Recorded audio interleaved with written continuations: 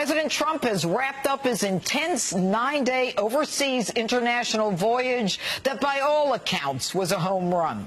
Our commander-in-chief, the pillar of strength and a true advocate for America. His message clear and unequivocal. There was no apology, no wimpish behavior, and no bowing down to other leaders, but instead strength, honor, and determination. There was no effort to convey or insinuate that the American way of life is the one and only right way to live. President Trump boldly went where no other president has, managing to get 50 Muslim leaders in one room with an overarching plan to combat terrorism, cut their financing, and drive them out.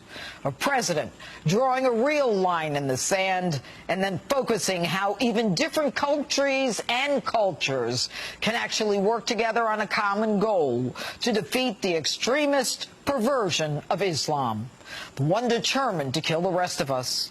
There's no phony coalition with make-believe numbers.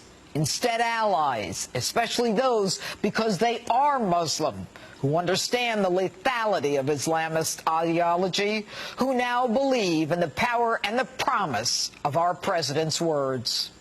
In fact, just yesterday, Egyptian President al-Sisi called upon the United States to help Egypt crush the terrorists who intentionally targeted and massacred Coptic Christians on their way to church.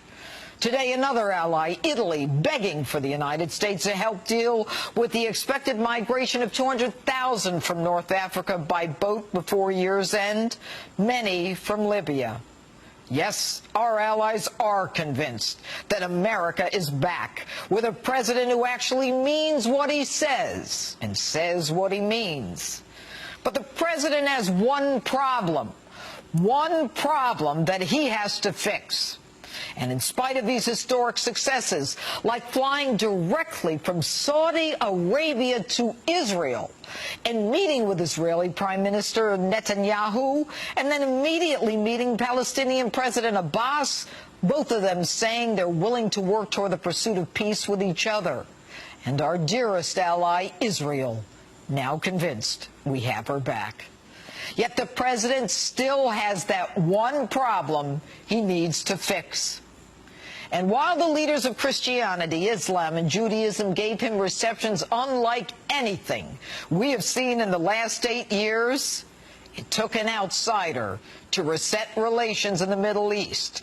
And for the first time, there is actual hope that we, all of us who believe in God, are partners against a common evil, radical Islam, and a common foe, Iran.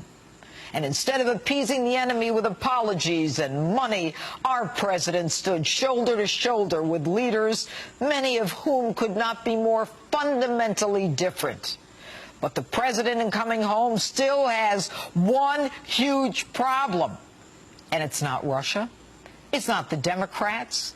It's not any of his haters. And if he doesn't fix this problem, we are in big trouble. What is it? The leaks. Yes, leaks. There is a leaker in the White House. There is a traitor inside the people's house. A traitor who must be taken out. That person is an enemy of the United States. That person doing enormous damage, not just to the president, who is certainly capable of taking care of himself, but instead to our nation. And the media, instead of focusing on children massacred from Manchester to Egypt, are in a breathless frenzy awaiting another late-day leak, going from innuendo and non-stories and even publishing classified information. Some actually saying, where there's smoke, there must be fire, isn't there? To the point where even Watergate reporter Bob Woodward is telling them to chill the hell out. Quote, we aren't even close to Watergate. This leaker needs to be found immediately. No holds barred. Now, I have my own ideas who that person is, but I'm not ready to share them yet. Right now, tonight, spare no resources, spare no one. Find that person or persons, the traitors, the leakers, the ones who are destroying our nation.